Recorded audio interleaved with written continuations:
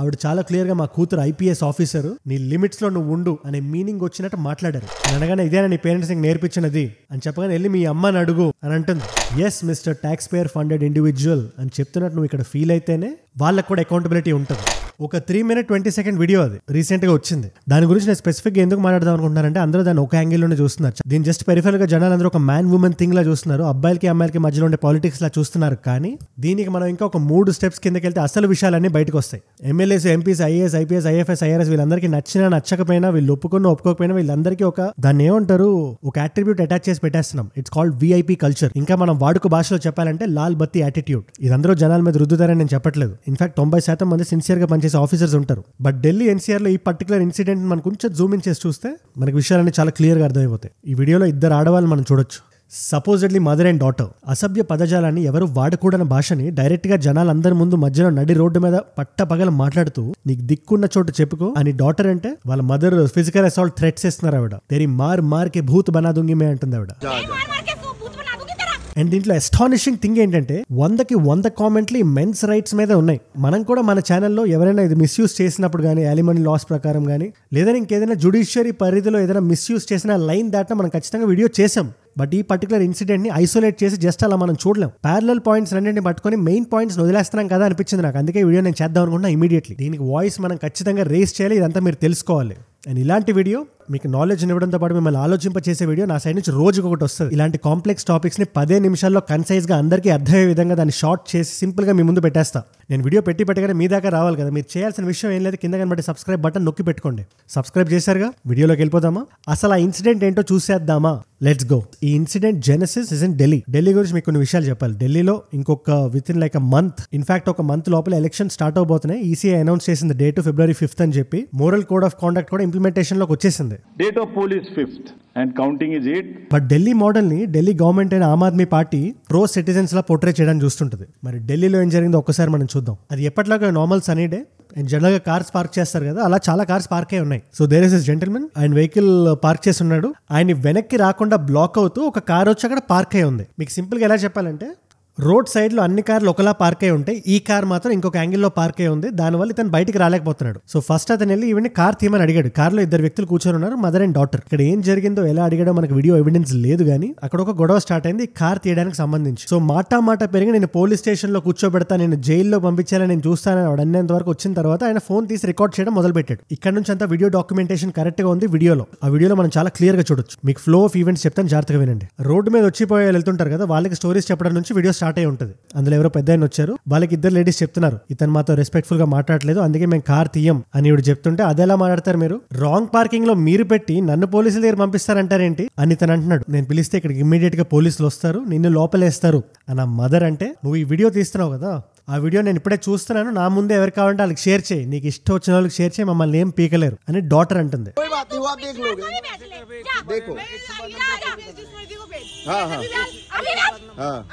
ఆ రోడ్డు మీద వెళ్లే వాళ్ళు కూడా తప్పి లేడీస్ అని అర్థమవుతుంది. వాళ్ళు చెప్పడానికి చూస్తుంటే కూడా వీళ్ళు డిఫెండ్ చేసుకుంటున్నారు, మీరెవరు మాకు చెప్పడానికి అన్నట్టు. ఫైనల్ గా ఫోన్ రికార్డ్ చేస్తున్న వ్యక్తి, మేడం నేనేం తప్పు చేయలేదు, నన్ను అసలు లోపల ఎందుకు వేస్తారు, ఇదంతా రికార్డ్ అయి ఉంది కదా, నేను మిమ్మల్ని ఒక మాట అనలేదు, మీ మీద చెయ్యి కూడా వేయలేదు, నన్ను ఎందుకు లోపలేస్తారు అని క్వశ్చన్ అడిగిన దగ్గర అసలు మెయిన్ మ్యాటర్ ఓపెన్ అయింది. ఆవిడ చాలా క్లియర్ గా మా కూతురు ఐపీఎస్ ఆఫీసర్, నీ లిమిట్స్ లో నువ్వు ఉండు అనే మీనింగ్ వచ్చినట్టు మాట్లాడారు.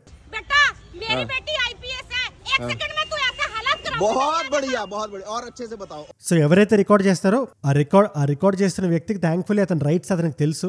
ఐపీఎస్ ఆఫీసర్ అయితే ఏంటి, ఆవిడ పేరేంటి నాకు చెప్పండి, వీడియోలో అందరూ వింటారు ఆవిడ పేరు, మీరు ఎలా ఈవిడ పేరుని బదనాం చేస్తున్నారు, ఆవిడ పేరేంటో నాకు చెప్పండి అనేసరికి ఆవిడ ఇంకా అఫెండ్ అయిపోయారు. నీకు ఎంత ధైర్యం ఉంటే ఇట్లా మాట్లాడతావు, ఫస్ట్ నిన్ను ఖచ్చితంగా లోపలేస్తారు, ఈ మాట కోసమైనా నేను లోపలేస్తారని చెప్పి ఆవిడ పట్టుబట్టి మాట్లాడుతుంది. వీళ్ళన్నిటికీ పైగా వాళ్ళ డాటర్ కార్డ్ ఏదైతే ఆవిడ వాడారో, ఐపీఎస్ కార్డ్ ఏదైతే వాడారో, ఆవిడ పేరు చెప్పమంటే కూడా చెప్పట్లేదు. లేడీస్ ఇలా మాట్లాడినందుకు నేను లోపలేస్తారు, నేను చేసిన తప్పు తర్వాత వస్తుంది అని ఆవిడ నొక్కి వక్కా నుంచి చెప్తున్నారు.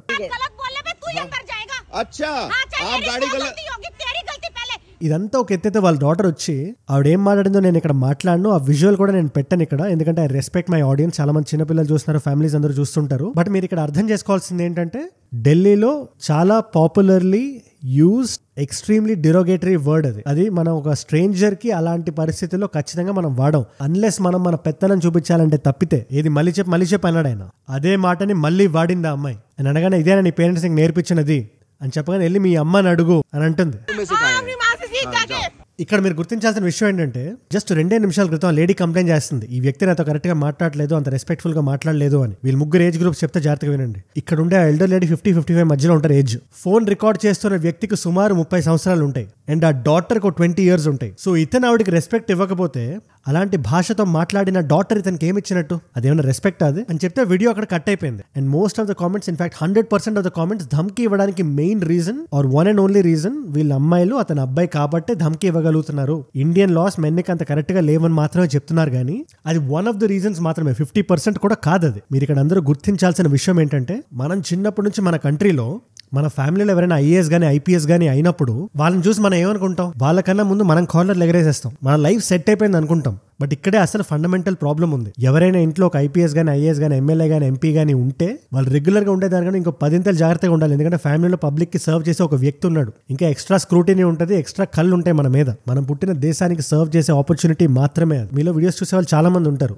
మీరు మీ పిల్లల్ని ఎంకరేజ్ చేస్తున్నా సివిల్స్ రాయమని లేదా పోలీస్ అవ్వమని, సర్వీస్ చేయమని పుష్ చేయండి, లేదా హంబుల్ గా ఉండమని పుష్ చేయండి. మీరు కూడా హంబుల్ గా ఉండండి. ఇవాళ ఏమైంది, ఆవిడ కూతురు ఐపీఎస్ అని ఆవిడ చెప్పినందుకు మాత్రమే ఆవిడ కూతురు పరువు పోయింది. ఇవాళ ఇలాంటిది ఎవరికి జరగకూడదు. అండ్ పబ్లిక్ సర్వీసెస్ లో ఉండే వాళ్ళకి ఏదైతే రెస్పెక్ట్ మనం ఇస్తామో యాజ్ ఆర్డినరీ సిటిజన్స్, అది వాళ్ళ పనికి పనితనానికి ఉండాలి తప్పితే యూనిఫామ్ కి పవర్ కి కాదు. ఈ ఇష్యూ జరగడానికి, ఈ వీడియో వైరల్ వెళ్ళడానికి మెయిన్ రీజన్ ఈ లాల్ బత్తి యాటిట్యూడ్. ఇకపోతే రెండోది యాంగర్ మేనేజ్మెంట్. మనం లాని కరెక్ట్ గా ఫాలో అవుతున్నప్పుడు మనల్ని ఎవరు ఏ వీడియో తీసినా కూడా మనం భయపడాల్సిన అవసరం లేదు. అట్ ద సేమ్ టైం మనల్ని వీడియో తీసినంత మాత్రాన మనకంత ఆ రష్ ఆఫ్ యాంగర్ అనేది ఉండకూడదు. ఇక్కడ అదే జరిగింది.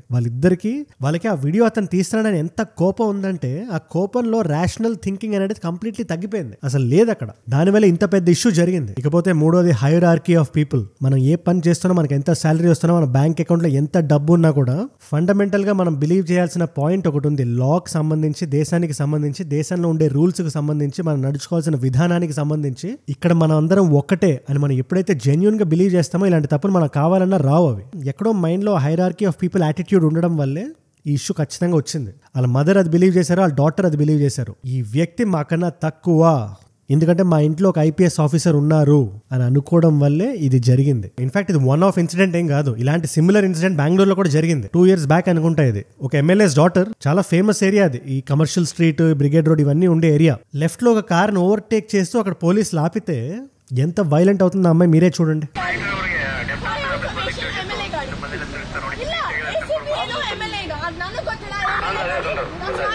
పక్కన అమ్మాయి కజిన్ ఆపుతున్నా కూడా మా నాన్నగారి పేరు ఇది, మీకు తెలిసే ఉంటది కదా అతని పేరు, అది మ్యాటర్ అని అక్కడ ఫుల్ స్టాప్ పెడుతుంది. పైగా అది రికార్డ్ చేయడానికి వచ్చిన ఒక వ్యక్తిని అక్కడ జనాలందరూ ఉండగా వచ్చి ఆ కెమెరా అంతా వస్తుంది, గట్టిగా మాట్లాడుతుంది. ఏ కార్ని అయితే ఓవర్టేక్ చేస్తూ టచ్ చేసిందో ఆ కార్ కూడా ఏసీపీ కార్ అది. సో ఇక్కడ ఇంకో హైరార్కీ. సో ఇది ఏసీపీ కార్ కాబట్టి, ఏసీపీ కార్ దాటింది ఎమ్మెల్యే కార్ కాబట్టి ఎమ్మెల్యే కార్కి ఒక ఫ్రీ పాస్ ఉండాలి అనే థాట్ ప్రాసెస్ ఎక్కడి నుంచి వస్తుంది? ఇది హైరార్కీ నుంచే వస్తుంది. ఇది నేను చాలా రెస్పాన్సిబిలిటీతో చెప్తున్నా. మన ఇంట్లో ఎవరైనా పబ్లిక్ కి సర్వీస్ చేసే పర్సన్ ఉంటే మనం ఇంకా 1కి 10 రెట్లు 100 రెట్లు ఒళ్ళు దగ్గర పెట్టుకొని ఉండాలి. బికాజ్ అల్టిమేట్లీ మన ఫ్యామిలీలో ఒక వ్యక్తి పబ్లిక్ సర్వీస్ లో ఉంటే మనం కూడా పబ్లిక్ సర్వీస్ లో ఉన్నట్టే. In fact we are public service. Public నుంచి సర్వీస్ తీసుకోవడానికి కాదు మనం ఉండేది. అండ్ ఇదే ఇష్యూ గురించి నేనే కాదు, డైరెక్ట్ గా నరేంద్ర మోడీ గారే మాట్లాడుతున్నారు. ఇది 2019 లో స్పీచ్ అనుకుంటా. ఇది మీరే ఒకసారి చూడండి. आपने देखा होगा कि एयरपोर्ट पे अब हम एमपी बन गए, वो चेक करता है तो हमको बुरा लगता है, यार मैं एमपी हूँ और मेरा चेकिंग क्यों नहीं होना चाहिए? चेकिंग जी రైల్వే స్టేషన్ లో కానీ ఎయిర్పోర్ట్ లో కానీ ఒక ఎంపీని ఎవరైనా ఆపితే అతను ఎందుకు అలా నామోషి ఫీల్ అవుతున్నాడు, అంత ఎందుకు అఫెండ్ అయిపోతున్నాడు అని అడుగుతున్నారు ఆయన. ఇలాంటి ప్రోటోకాల్ సర్వీసెస్ కానీ, లాల్ బత్తీస్ కానీ ఇలాంటి ఆఫీసర్స్కి ఎందుకు ఉంటాయి, లేదా ఇలాంటి ఎమ్మెల్యేస్కి ఎంపీస్కి ఎందుకు ఉంటాయి? వాళ్ళ టైం ప్రజల టైం కాబట్టి, వాళ్ళ టైం వేస్ట్ అయితే ప్రజల టైం కూడా వేస్ట్ అవుతుంది కాబట్టి వాళ్ళ టైం వేస్ట్ చేయకూడదు, ప్రజల టైం వేస్ట్ చేయకూడదు అనే ఒక యాటిట్యూడ్తోనే అది ఉంటుంది తప్పితే జనాలకి లేనిదేదో వీళ్ళకి ఉంది అని ఒక అట్మాస్ఫియర్ క్రియేట్ చేయడానికి కాదు. అది మీరు తెలుసుకోవాలి. నాకు తెలిసినంత వరకు వీటిలో ఎలాంటి చేంజెస్ చేయాలో చెప్తున్నాను, జాగ్రత్తగా వినండి. Legislative changes.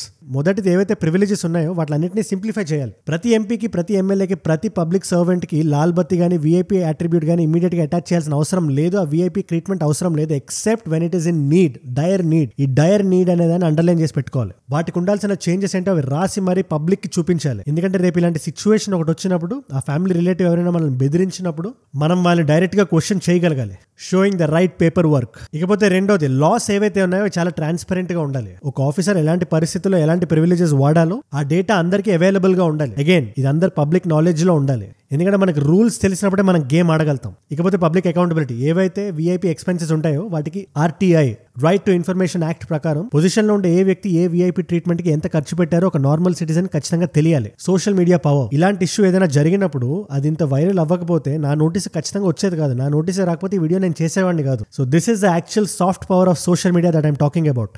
మనందరం దీని గురించి మాట్లాడినప్పుడే మన రైట్స్ ఏంటో మనకు తెలుస్తాయి. మనం ఎవరికైనా తక్కువ కాదు, ఎవరికైనా ఎక్కువ కాదు. ఇది మనం ఇక్కడ స్ట్రాంగ్ గా ఫిక్స్ అయి ఉండాలి. ఇకపోతే సర్ మేడం కల్చర్ ఉంటుంది కదా, అది మనం అవుట్ ఆఫ్ రెస్పెక్ట్ అనాలి తప్పితే ఆ సర్ మేడం ని హైరార్కీ క్రియేట్ చేయడానికి చాలా మంది వాడతారు. సర్ అనేది nothing but tax paying individual. Yes sir అని మన ఒక పోలీస్ ఆఫీసర్ కంటే yes mister tax paying individual అని చెప్తున్నట్టు మనకు మెంటల్ గా ఫిక్స్ అవ్వాలి. సర్ అంటే ట్యాక్స్ పేయర్ ఫండెడ్ ఇండివిజువల్ అని గూగుల్లో ఒక రిప్లేస్ చేయడానికి ఒక టెక్నిక్ ఉంది కదా, అలా రిప్లేస్ చేసేయాలి. మనం సర్ అని పిలిచినా ఎంత రెస్పెక్ట్ ఇచ్చినా సర్ ప్లేస్ లో ట్యాక్స్ పేయర్ ఫండెడ్ ఇండివిజువల్ అని నువ్వు మనసులో బలంగా నమ్మాలి.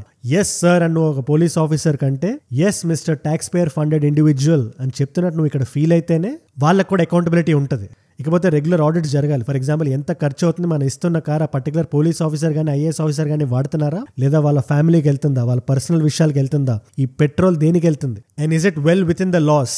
ఇవన్నీ అందరికీ తెలియాలి. టెక్ స్పేస్ పరంగా గవర్నమెంట్ చాలా యాప్స్ క్రియేట్ చేయాలి. జనాలు మొబైల్స్ లోకి వెళ్ళాలి. ఏదైనా ఇలాంటి ఎక్స్పీరియన్స్ అయితే జనాలు ఫీడ్బ్యాక్ పంపించడానికి వాళ్ళకి చాలా ఈజీగా వాళ్ళు టైప్ చేసే విధంగా టెక్నాలజీ అందుబాటులో వాళ్ళకి ఉండాలి. ఇది నేను చాలా స్ట్రాంగ్ గా బిలీవ్ చేస్తాను. ఇలాంటి ఎక్స్పీరియన్స్ ఎవరికైనా అయితే వెంటనే దాన్ని రిపోర్ట్ చేసే విధంగా ఉండాలి విత్ సాలిడ్ ప్రూఫ్స్. ఎందుకంటే ప్రతి వాడి చేతిలో వాళ్ళ సెల్ ఫోన్ అనేది ఖచ్చితంగా ఉంది. ఇండియాకి సంబంధించినంత వరకు ప్రతి సిటిజన్ విఐపీఏ. అది వీడియో చూస్తున్న నువ్వైనా, వీడియో చేస్తున్న నేనైనా అని మనందరం మెంటల్ గా ఫిక్స్ అయితే గ్రాడ్యువల్ గా దీని నుంచి మనం బయటపడతాం, ఈ లాల్ బత్తి కల్చర్ నుంచి. ఈ వీడియో చూసిన తర్వాత నేను మాట్లాడాలనుకున్నది, నేను చెప్దాం అనుకున్న పాయింట్ అదే. And most of the people ఈ వీడియో చూసిన తర్వాత ఇది ఆడవాళ్ళు విమెన్ కార్డ్ వాడుతున్నారు. ఇన్ఫాక్ట్ అతను కూడా విమెన్ కార్డ్ అనే మాట మాట్లాడాడు. విమెన్ కార్డ్ అనేది ఉంది, ఖచ్చితంగా ఉంది. లాస్ మెన్ దగ్గర కొంచెం అటు ఇటు ఉంటాయి కాబట్టి ఇలాంటి గేమ్స్ ఆడడం కామనే. బట్ దాంతో పాటు ఇది కూడా ఉంది అని చెప్పడమే నా ప్రయత్నం అంతే. బికాజ్ ఆవిడ స్పెసిఫిక్ గా నా కూతురు ఐపీఎస్ అని చెప్పారు ఆవిడ. అండ్ ఇద్దరు అమ్మాయిల బ్యాడ్ బిహేవియర్ ని పెట్టుకొని మీరు అమ్మాయిలందరినీ తిట్టడం కరెక్ట్ విషయం కాదు. అది మీరే అర్థం చేసుకోండి. బయట ఎవరైనా ఒక అబ్బాయి ఇలా మాట్లాడితే, ఇంతే ర్యాష్ గా, ఇంతే అహంకారంతో, ఇంతే దర్పంతో మాట్లాడితే అబ్బాయిలందరూ ఇంతే అని ఒక జనరలైజ్ స్టేట్మెంట్ నేను పాస్ చేస్తే మీరు ఎలా ఫీల్ అవుతారు? సో ఇది అబ్బాయిలకి అమ్మాయిలకి అనేది ఎక్కడ వాడాలో నేనే వీడియోస్ చేశాను. ఇన్ఫాక్ట్ ఈ యాలిమనీ మీద అండ్ ఎక్కడైతే మిస్యూజ్ అవుతున్నాయో ఇండియన్ లా పీనల్ కోడ్కి సంబంధించి, బిఎన్ఎస్కి సంబంధించి ఏదైతే జరిగిందో ఇట్స్ అన్ఫార్చునేట్ అండ్ ఖచ్చితంగా ఇది జరగకూడదు. అండ్ మీరు గమనిస్తే నేను ఆ పర్టికులర్ ఐపీఎస్ ఆఫీసర్ ఎవరైతే ఉన్నారో, ఆ లేడీ ఎవరైతే ఉన్నారో ఆవిడ గురించి ఒక్క మాట కూడా మాట్లాడలేదు. ఎందుకంటే ఆవిడ పేరు వాడింది ఆవిడ mother. So we don't know how she'll react. So మనకి తెలియదు కదా ఆవిడ గురించి. సో నేను మాట్లాడదలుచుకోవట్లేదు. ఆవిడ సిన్సియర్ ఆఫీసర్ అయి ఉంటుందని నేను బలంగా నమ్ముతున్నాను. స్ట్రాంగ్ ఐపీఎస్ ఆఫీసర్స్ ఉంటేనే strong India. Strong IAS officers ఉంటేనే స్ట్రాంగ్ ఇండియా. స్ట్రాంగ్ ఎమ్మెల్యేస్ ఉంటేనే స్ట్రాంగ్ ఇండియా. స్ట్రాంగ్ ఎంపీస్ ఉంటేనే స్ట్రాంగ్ ఇండియా.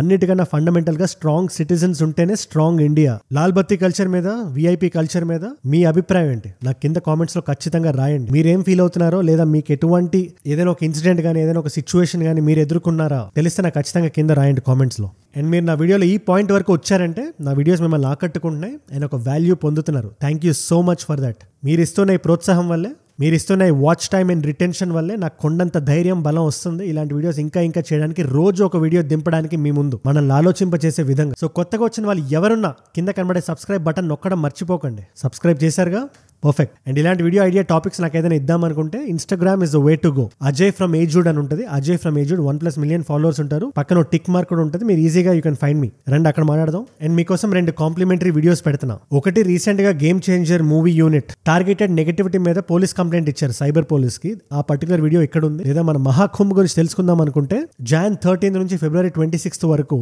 అది జరుగుతుంది. ప్రతి ఒక్క భారతీయుడు తెలుసుకోవాల్సిన విషయం. దాని గురించి కూడా నేను ఒక వీడియో చేశాను. ఆ పర్టికులర్ వీడియో ఇక్కడ ఉంది. మీకు ఏ వీడియో ఇంట్రెస్ట్ ఉంటే ఆ వీడియో చూడండి. అండ్ నేను మిమ్మల్ని మళ్ళీ రేపు కలుస్తాం. మనందరం కలిసి పెరగాలి, కలిసి ఎదగాలి. Let us all grow together. Let us all rise together. Rise above VIP culture. Rise above Lal Batti attitude. Rise above hate. ఏజుడ్ అంటే మనం. జై హింద్, జై భారత్, జై ఆంజనేయ.